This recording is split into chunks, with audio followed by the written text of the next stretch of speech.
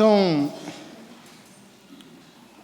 nós estamos meditando nesses dias sobre como deve ser a nossa luta, a nossa batalha espiritual. Ontem falávamos sobre a importância de não termos um tipo de luta baseada em nós mesmos. A importância de parar, a importância de escutar a Deus, a importância de louvar, de deixar que o Senhor realize. Hoje nós vamos aprofundar nisso. Estamos, na verdade, aprofundando na mesma perspectiva. E vamos lançar os olhos sobre um personagem importante. O primeiro profeta de Israel, Elias. Santiago diz na sua carta: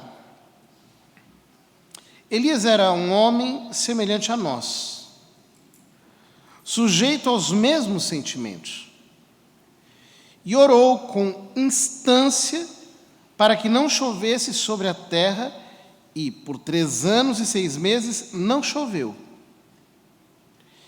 E orou de novo, e o céu deu chuva, e a terra fez germinar seus frutos. É impressionante como Santiago começa. Ele diz: Elias era um homem semelhante a nós. Tinha os mesmos sentimentos. Estava sujeito aos mesmos sentimentos. Nós muitas vezes pensamos que os homens de Deus são super-homens. E não existem super-homens. Todo homem tem a sua fragilidade, tem sentimentos, tem emoções, é vulnerável, está exposto. Mas o que fez Elias? Elias orou, e orou com insistência. A história de Elias é muito bonita, porque ele é chamado por Deus justamente num momento crucial da história de Israel. Porque o rei de Israel, Acabe, se casou com Jezabel. E o nome Jezabel significa Baal é grande. Portanto, nós podemos imaginar o que significa a devoção que o pai de Jezabel, que era rei de um reino vizinho, tinha por esse ídolo, que para Israel era uma imagem do próprio demônio, visto que era sempre uma tentação para recair na idolatria. Baal era um deus de fecundidade, Israel era um território seco, e a aridez daquele território tornava o culto a Baal um culto muito atrativo. O que fez Jezabel? Ela introduziu o culto a Baal em Israel, através de 450 feiticeiros.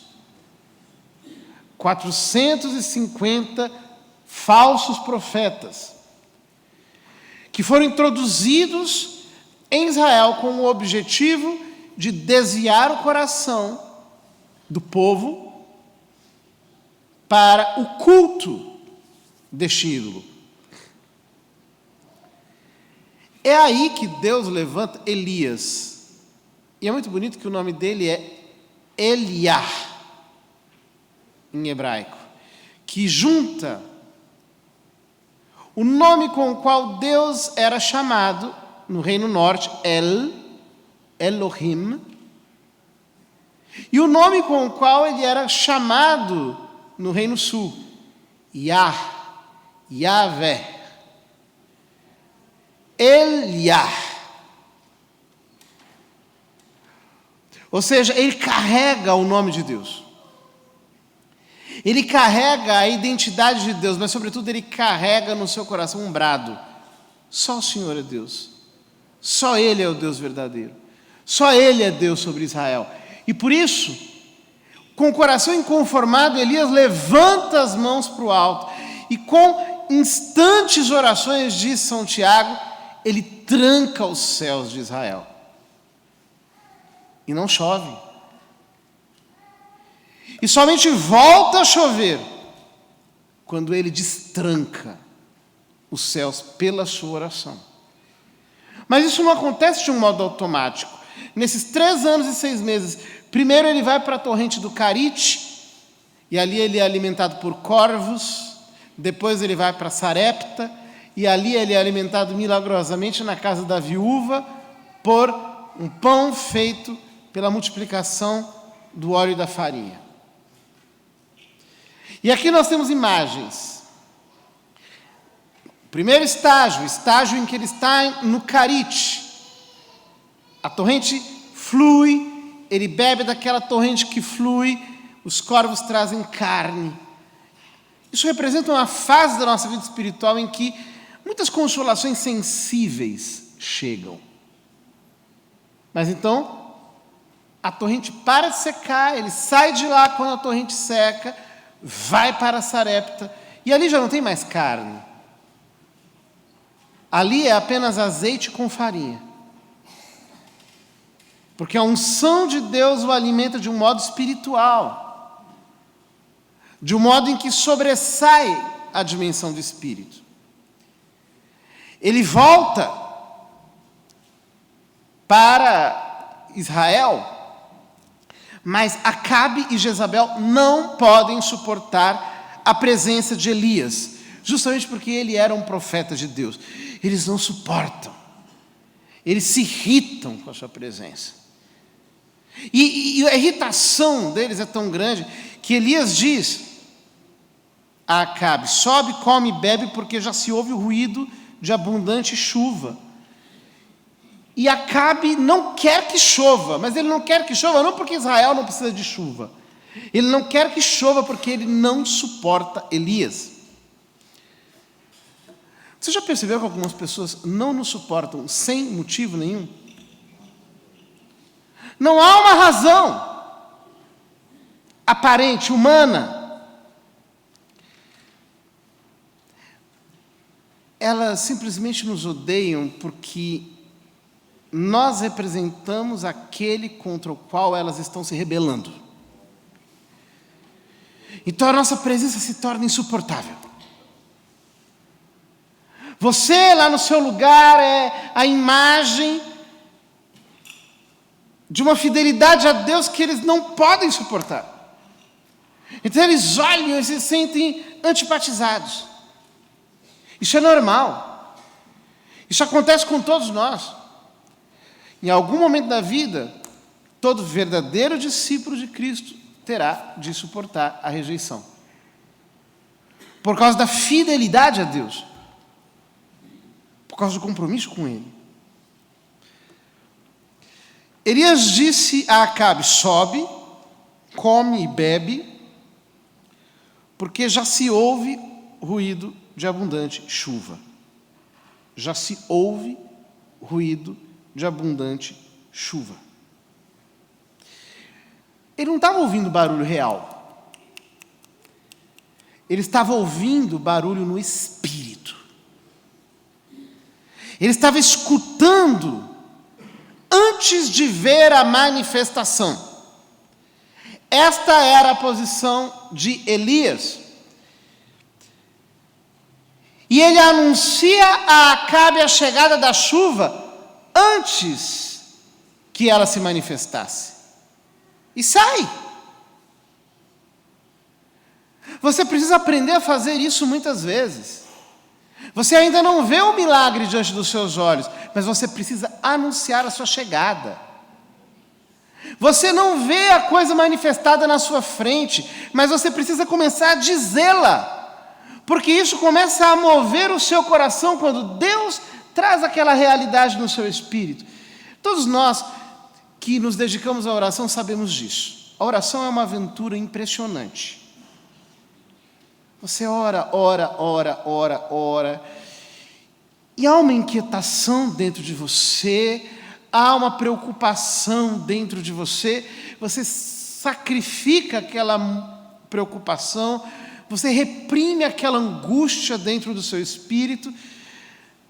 Mas chega um determinado momento em que, se você persevera na oração, é como se o cetro de Deus tivesse se levantado e tivesse dito para você amém. E você sabe porque sabe que vai acontecer. Você não está vendo, mas você sabe porque sabe. Se perguntarem, por que você sabe? Não sei. Mas eu sei porque eu sei. Esta é a hora de você abrir a boca e dizer: Satanás, você pode vir contra mim, mas contra você vai o Senhor dos Exércitos. Você escolheu a pessoa errada para você desafiar.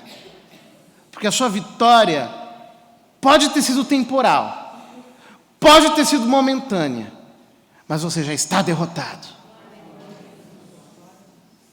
Você está se levantando contra a pessoa errada, porque aqui vai vir chumbo para o teu lado. Você precisa aprender a abrir a boca e proclamar. E dizer: Deus está abençoando a minha casa, Deus está abençoando a minha família, Deus está trazendo o livramento que eu preciso, Deus está trazendo a resposta de que eu tenho necessidade, o Senhor está intervindo, o Senhor está realizando.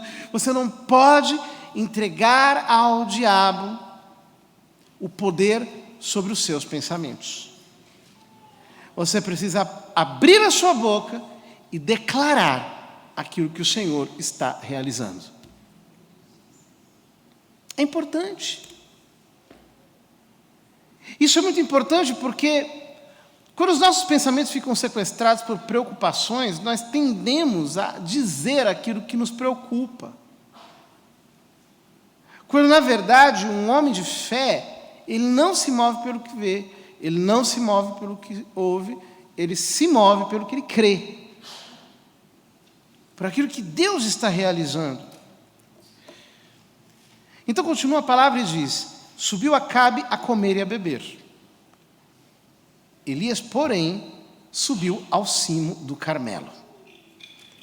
E, encurvado para a terra, meteu o rosto entre os joelhos. Este é um intercessor de verdade, é um homem de oração. Acabe foi comer e beber. Ele diz: eu vou para o alto do monte. Eu vou para o alto do Carmelo. E ali ele se senta, enterra a cabeça entre os seus joelhos. Ele se prostra. E disse ao moço, ao discípulo que o acompanhava: sobe e olha para o lado do mar. Ele subiu, olhou e disse: não há nada. Então lhe disse Elias: volta. E assim por 7 vezes. Veja a perseverança na oração. Veja como ele ora com insistência, como ele tem certeza do que Deus está fazendo. Veja, muitas vezes nós agimos de uma maneira errada. Deus mostra algo e acontece o contrário. E o que acontece com a maior parte das pessoas? Elas desistem. O que ele está dizendo? Se Deus mostra algo e acontece o contrário, suba para o alto do monte, porque a palavra profética precisa ser gerada pela oração. Ela precisa ser manifestada. Nenhuma palavra profética é automática. Sempre é condicional. Ela sempre depende de uma recepção em fé. Ela sempre depende de que eu e você recebamos, acolhamos pela fé em nosso coração. E como é que a fé cresce? Como é que a fé se multiplica? Pela oração. A oração é a ferramenta para o crescimento na fé. Quando nós oramos o quê? A palavra. Quando nós fazemos exatamente como fez ontem, como líamos Josafá: Senhor, tu fizeste, tu disseste, tu realizaste, foi isso que aconteceu, estas foram as tuas promessas. Quando você se impregna da palavra, ela se torna a sua atmosfera, e você ora, pela oração perseverante, é que você leva, pelo poder de Deus, a profecia ao seu cumprimento. A 7ª vez disse: eis que se levanta do mar uma nuvem pequena como a palma da mão do homem. Então disse ele: sobe, e disse a Acabe: aparelha o teu carro e desce, para que a chuva não te detenha. Dentro em pouco, os céus se enegreceram com nuvens e vento, e caiu grande chuva. Acabe subiu ao carro e foi para Jezrael. Ou seja,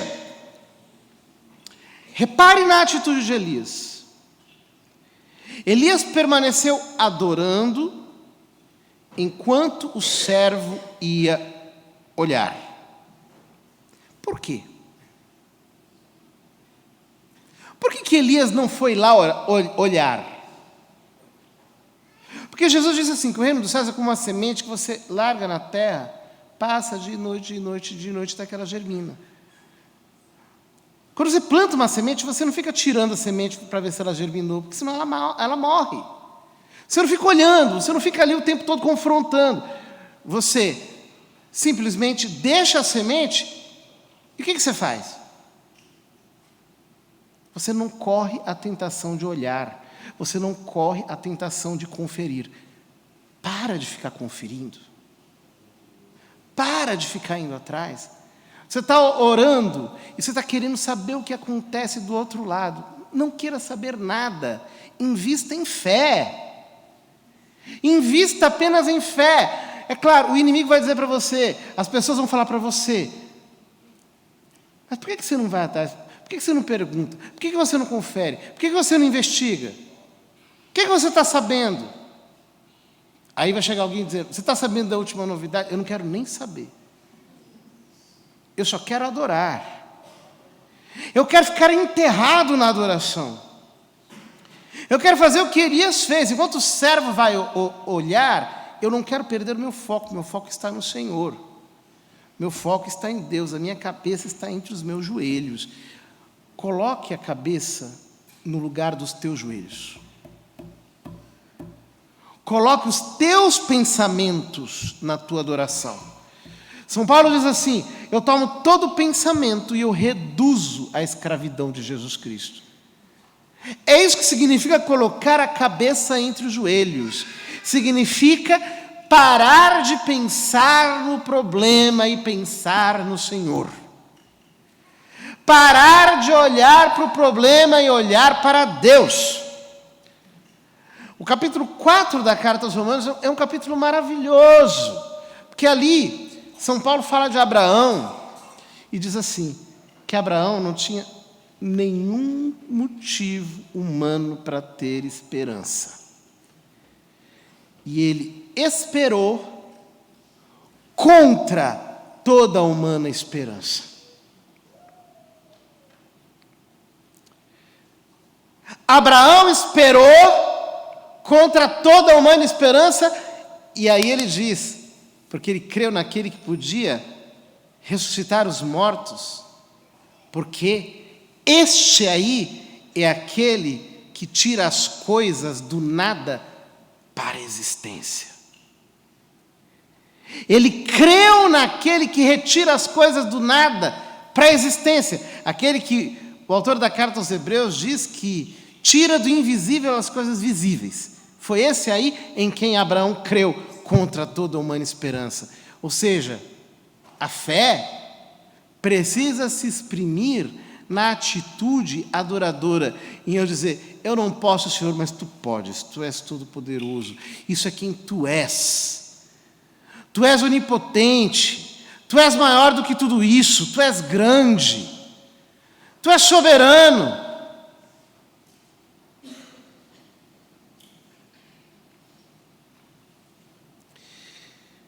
Nós precisamos aprender a adorar. Porque quando nós adoramos, quando nós fazemos o que fez Elias, Deus manda a chuva. Mas a chuva começa de que jeito? Com uma nuvem pequenininha do tamanho de uma mão humana. Aparece lá uma nuvenzinha pequena. Aparece um pequeno sinal Aparece um quase nada. O que Elias faz? Elias crê imediatamente, manda avisar o rei: prepara teu carro, chuva está vindo. De repente o céu se arma, escurece. Você me diz assim: nossa, está ficando tudo escuro. Sim, está ficando tudo escuro porque a chuva vai descer. Eu só vejo escuridão, não estou entendendo mais nada. A chuva está descendo. O céu está se armando. E é essa chuva de Deus que vai afogar tudo aquilo que está te perseguindo. É a chuva de Deus, não é você. Você ora para que a chuva realize. Esse é o nosso modo de lutar. Orar até que a chuva afogue o mal, aquilo que nos ataca, aquilo que nos persegue, aquilo que está em nosso encalço. Qual é o nosso problema?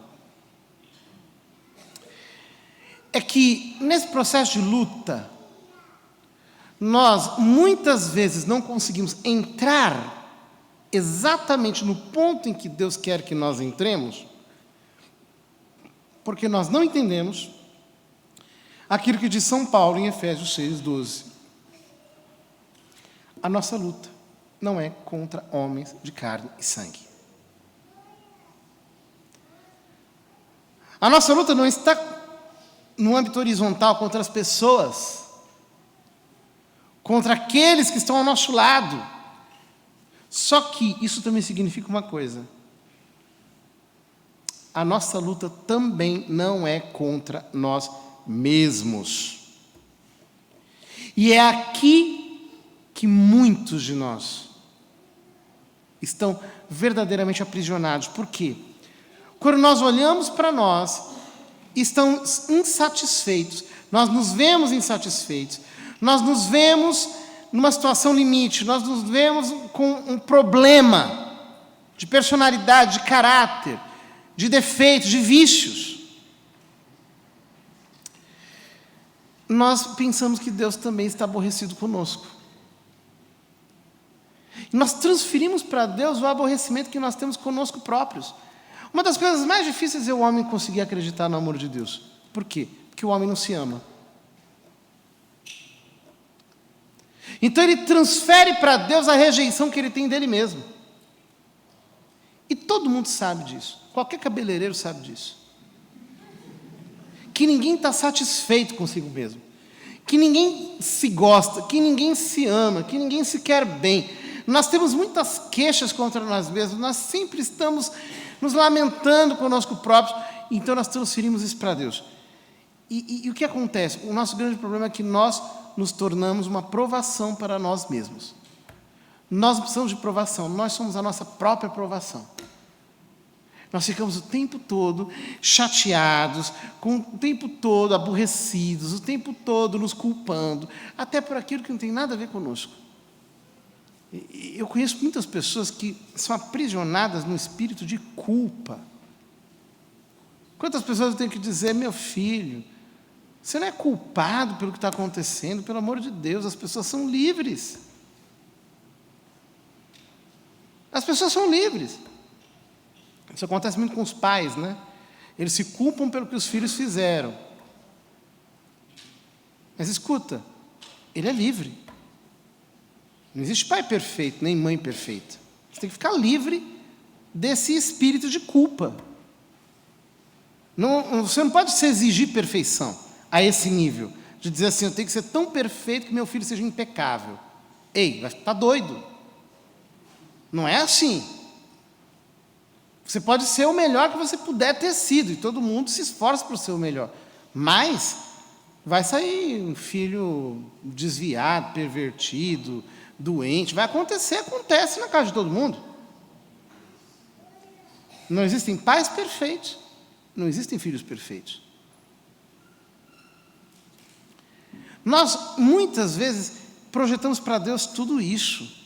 E ficamos o tempo todo achando que existe um case entre Deus e nós.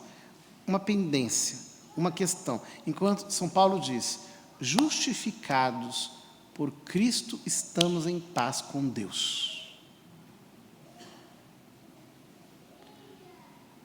A minha grande segurança para chegar diante de Deus é o fato de que Jesus morreu na cruz em meu lugar, levando todas as minhas culpas. É isso que me faz chegar diante dele, porque não está baseado em mim, mas está baseado no que ele fez, no que ele realizou, na justiça que vem dele, não na justiça que não vem de mim. Não. São Paulo diz em 2 Coríntios 3,18: e todos nós, com o rosto desvendado, contemplando como por espelho a glória do Senhor, somos transformados de glória em glória na sua própria imagem, como pelo Senhor, o Espírito. Esse versículo é muito importante. Eu queria meditar um pouquinho nele, para aprofundar nessa ideia de que nós temos que colocar a cabeça entre os joelhos, de que nós temos que adorar. Todos os nossos problemas pessoais, pelos quais nós nos cobramos tanto, dependem basicamente de 3 fatores. Em primeiro lugar, quanto tempo nós levamos para reconhecer que nós temos o problema? Isso aqui é realmente difícil, porque a maior parte das pessoas mascara. Então, o fulano, por exemplo, é um baita invejoso, mas ele mascara a inveja debaixo de um sentimento de injustiçamento. Então, ele se sente injustiçado pela vida, se faz de vítima, e aí ele tem inveja de todo mundo, porque ele acha que a vida foi injusta com ele. Então, até ele conseguir reconhecer que ele tem uma inveja crônica, às vezes vai muito tempo. Ou o fulano, por exemplo, é extremamente orgulhoso, é uma pessoa orgulhosa, mas ele mascara aquele orgulho, por exemplo, em alguma superioridade qualquer, porque é mais inteligente, porque é mais forte, porque teve mais êxito. Então ele sempre está dizendo, não, ninguém tem razão, só eu tenho razão por causa disso. Ao invés de dizer, eu sou um baita orgulhoso, eu sou um soberbo, eu sou um arrogante, não consegue olhar a soberba, a arrogância que ele tem. E assim vai. Nós mascaramos muito. Então, essa dificuldade que nós temos de chamar o seu problema pelo nome, e muitas vezes nós nos protegemos disso, atrasa demais a nossa cura. E é impressionante como nós nos protegemos disso, porque quando alguém vai dizer assim, você tem isso, onde já se viu? Aquele espetáculo, show de pelanca, né? Se protegendo da verdade. Se sente mortalmente ofendido porque alguém falou. Calma lá. Menos, né? Menos. Para que tanta proteção? Você está denunciando que você está escondendo algo. Essa histeria denuncia a ocultação de uma coisa. Em segundo lugar, pararmos de culpar os outros, que é filho do primeiro problema, né? A gente geralmente não reconhece que tem um problema porque a gente se esconde pela culpabilização dos outros. A gente diz, isso é culpa dele, é culpa do cicrano, é culpa do fulano, é culpa do meu pai, é culpa da minha mãe, é culpa sei lá de quem, da minha avó morta. E tem gente que fica fascinada em coisa de geração, né? Então vai escavucar, né? Não, que eu tive um parente no século XVIII, que era um demônio, logo, né? E fica envolvido com esse negócio, né? Culpando os outros. Em terceiro lugar, o terceiro fator é o mais importante de todos, o tempo que nós gastamos buscando em Deus a solução, adorando a Deus, crendo que Deus está nos transformando. Esses 3 fatores determinam tudo. Agora, nós temos que entender que na medida em que nós paramos com essa covardia, nós chamamos os pecados pelo seu nome, nós tratamos os pecados com coragem, com responsabilidade pessoal, com coragem moral, sou eu, e nós vamos buscar em Deus, nós vamos orar, nós vamos buscar a palavra, nós vamos buscar entendimento sobre aquela situação que nos massacra. Quando nós fazemos isso, então nós liberamos Deus para trabalhar em nós, porque nós liberamos fé. A fé é a moeda de compra no reino de Deus. Para dizer assim de um jeito metafórico, a fé é a moeda no reino de Deus. Ou seja, sem fé é impossível agradar a Deus. Deus só trabalha com fé. Só que, como é que nós vamos desenvolver fé se nós sempre estamos olhando para nós mesmos, olhando para os outros, olhando para nós mesmos, olhando para os outros? Como é que nós quebramos esse ciclo? Quando nós começamos a olhar para Deus. Por isso São Paulo diz, e todos nós com o rosto desvendado, contemplando como por espelho a glória do Senhor, somos transformados. Na medida em que nós contemplamos a glória do Senhor, nós somos transformados como num espelho. É mais ou menos assim. Quando nós estamos diante de um espelho, nós nos vemos refletidos no espelho. Então, se eu levanto um braço, o meu reflexo no espelho também reproduz o mesmo movimento, porque é um reflexo. O que ele está dizendo é que a glória do Senhor é um espelho invertido. Ou seja, quando eu contemplo a glória dele, é ele que me molda. Eu reproduzo a glória dele, eu sou transformado pela glória dele, como num espelho invertido. Na medida em que eu contemplo a glória do Senhor me molda. Por isso que a adoração é importantíssima, porque a adoração é o meio pelo qual eu contemplo a glória do Senhor. Eu contemplo a glória do Senhor. Ou seja, São Paulo diz, e todos nós com o rosto desvendado, contemplando como por espelho a glória do Senhor, somos transformados de glória em glória. O que é glória? Glória é brilho. A palavra glória significa claridade, brilho. O que ele está dizendo é o seguinte, que Deus é luz e nele não há trevas. A presença de Deus refulge, ela brilha, ela tem um esplendor, ela é carregada de glória.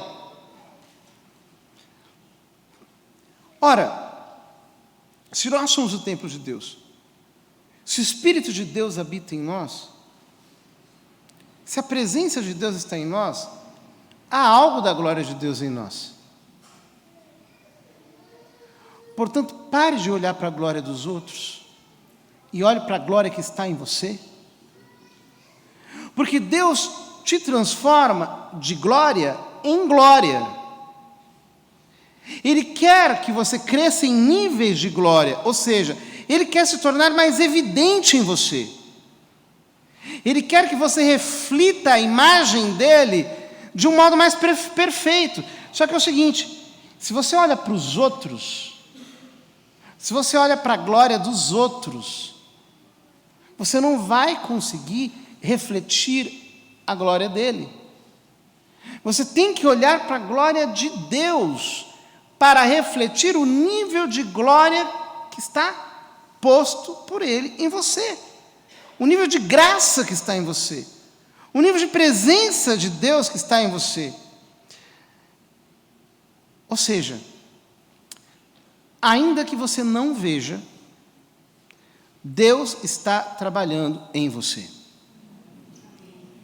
Você precisa entender isso. Muitas vezes Deus nem nos permite ver. Às vezes você diz assim, nossa, eu caí. E Deus diz, não. Na verdade, eu estou levantando ele mais alto. Porque quem se eleva será humilhado, mas quem se humilha será elevado. Você está sendo humilhado justamente para que ele te eleve. Você está sendo esvaziado justamente para que Ele te encha. Você diz, nossa, eu sou só o trapo, eu estou só o pó. Parece que Deus está tirando tudo de mim. Não. Ele só está te preparando para Ele te encher com mais dEle. Você sente como esvaziamento, mas o que é? É preenchimento. Você diz, Senhor, eu fui ferido. Eu estou me sentindo mal. Só que as suas feridas serão instrumentos de cura para outras pessoas. Então Deus está se servindo das suas feridas para trazer saúde para muita gente. Porque Ele quer te usar. Há uma coisa que eu já entendi na minha vida. Todas as pessoas que têm uma verdadeira vida intensa com Deus, como diz a palavra, todo aquele que vive piedosamente em Cristo passará por tribulações. Por quê? Justamente porque você tem que ter uma vida profunda. Deus precisa abalar suas estruturas, Ele tem que mexer no seu âmago, Ele tem que trabalhar no seu interior, Ele tem que te revirar por dentro. Então, todo aquele que é chamado por Deus para uma obra do ministério, para estar com Ele, saiba, você vai ser sacudido, você vai ter perdas impressionantes, você vai ser ferido, você vai passar por situações humanamente insuportáveis, mas você vai sair disso cada vez mais forte, mais forte, mais forte, mais forte, mais forte. Por quê? Você está aprendendo para ministrar na vida de outros. Você está sendo trabalhado por Deus para ser usado por Ele, para abençoar outras pessoas.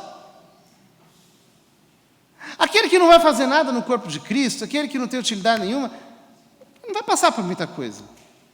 Ele vai ter uma dor de cabeça e vai achar que é o fim do mundo. Porque é o nível dele, é o nível de glória dele. Você é chamado por um nível de glória maior, você vai passar por situações mais difíceis, porque o Senhor quer te colocar num lugar de confiança, Ele quer te solidificar numa posição no reino dEle, justamente porque você vai aprender a desmontar esses problemas por dentro, para ensinar os outros a fazerem o mesmo. E sempre é assim, quanto mais a gente sofre numa área, mais a gente tem graça para ministrar naquela área. É sempre assim.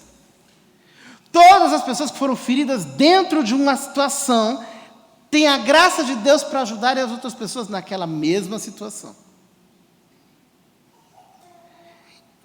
Então não reclame, Deus está trabalhando em você. Você não pode desistir, você tem que ser como Elias, você tem que orar, adorar. Coloca a tua cabeça entre os teus joelhos, vai adorar a Deus, vai adorar a Deus. Se fixe nele. É uma coisa muito importante a adoração, porque quando nós adoramos, nós aprendemos a nos fixar nos atributos de Deus. Todo adorador chega um momento em que ele tem que mergulhar na palavra, porque ele precisa descobrir aspectos do caráter de Deus. Nós fizemos, há um tempo atrás, um cerco de Jericó, em que eu falei só sobre nomes de Deus. Nomes revelam caráter, revelam aspectos, né? Tem muita gente que até hoje tem lá os nominhos anotados, que de vez em quando fala, está aqui, estou me esforçando, estou meditando. Por que é importante isso? Porque quando nós estamos passando por uma situação, nós temos que olhar para aquele aspecto do caráter de Deus e mergulhar nele. Por quê? Preste atenção. Você tem que refletir a glória de Deus como num espelho. Se você precisa de cura, você tem que entender que Ele é Yahvé Rafá. Ele é o Senhor, a tua cura. Ele é a tua cura. Se você precisa de libertação, você tem que entender que Ele é Yahvé Jiré. Ele é a nossa bandeira. Se você precisa que Ele te dê provisão, você tem que entender que Ele é o Senhor, Ele é o bom pastor, Ele é Yahvé Roí. Ele não deixa faltar nada para você. Ele é o teu pastor. Você tem que se fixar nesses caráteres de Deus. Você tem que adorar. Adorar o que é? É dizer quem Deus é. É se fixar em quem Deus é. E quando você entender quem Deus é, você vai entender que só Ele pode preencher o que você não é. Ele é, você não é.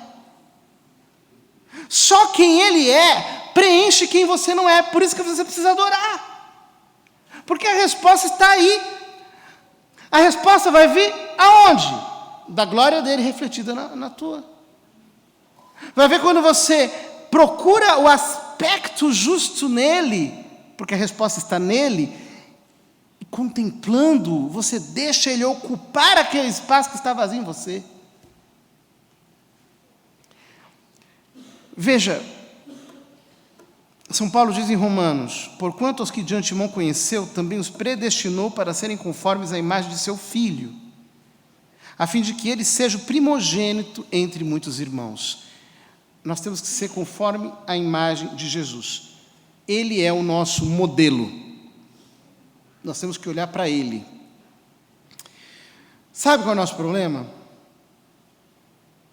É que, como cristãos, muitas vezes, nós continuamos a buscar exatamente o que o mundo busca, apenas colocando o rótulo de cristão. Esse é o nosso problema. Nós colocamos um rótulo de cristão e nós continuamos a buscar exatamente aquilo que o mundo busca. Prazer, compensações, projeção, glória, dinheiro, influência,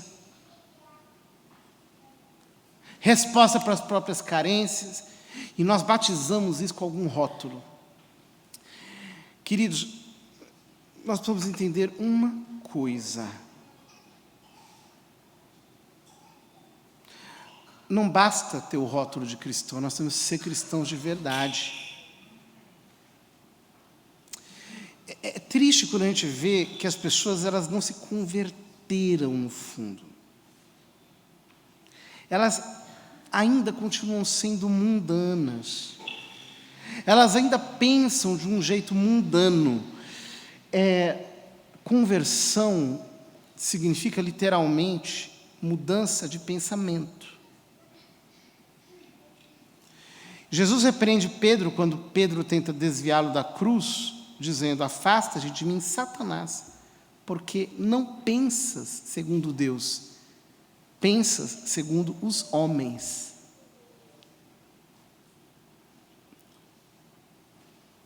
Talvez você esteja achando que Deus chama de Satanás a macumba, o feitiço. E o que Deus está chamando de Satanás é o teu pensamento mundano. Este é o grande demônio que está possuindo e entravando a tua vida. Você pensa exatamente do jeito que uma pessoa mundana pensa. Você olha para as pessoas e você quer apenas a felicidade natural. Você quer apenas curtir a vida e fazer aquilo que você acha que tem que fazer. Você quer apenas a sua galera. Você tem apenas reações mundanas.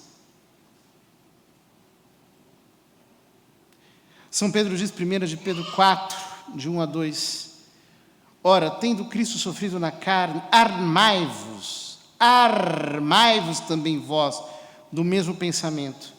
Pois aquele que sofreu na carne deixou o pecado, para que no tempo que vos resta na carne, já não vivais de acordo com as paixões dos homens, mas segundo a vontade de Deus. Nós temos que refletir a imagem de Cristo. Nós temos que morrer para nós mesmos para viver Cristo. São Paulo diz: já não sou eu que vivo, ou seja, eu morri. É Cristo que vive em mim. Mas o que significa morrer para si mesmo? Morrer para si mesmo significa morrer para a própria vontade. Uma pessoa mundana pensa assim: se te faz bem, está ótimo. Você é meu amigo, você está feliz, eu estou feliz com você. Querido, Um discípulo de Jesus não pensa assim. Ele pensa de um modo completamente diferente. Ele pensa, se você está na vontade de Deus, eu estou feliz. Se você está fora da vontade de Deus, você pode estar feliz do jeito que você estiver. Eu estou de luto.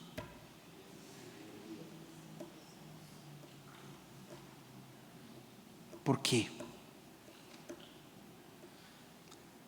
A única felicidade para um cristão é estar na vontade de Deus. É poder encher a boca e dizer, seja feita a vossa vontade. É poder dizer, convém que ele cresça e eu diminua. É dizer, Senhor, não eu, mas tu. Todos nós, em um momento da vida, somos levados por Deus a essa experiência. Eu, por exemplo, aconteceu comigo um fato muito bonito.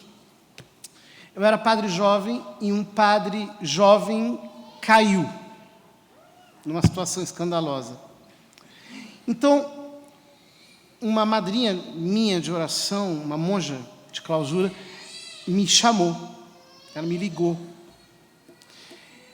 E ela falou, não, eu quero que você venha aqui. Fui. Cheguei lá. Ela abriu a cortina, furiosa. E falou o seguinte, eu prefiro ver o senhor morto do que saber que aconteceu algo parecido com o senhor. Trancou a cortina, deu as costas e entrou. Uma pessoa mundana pensaria que é uma desfeita.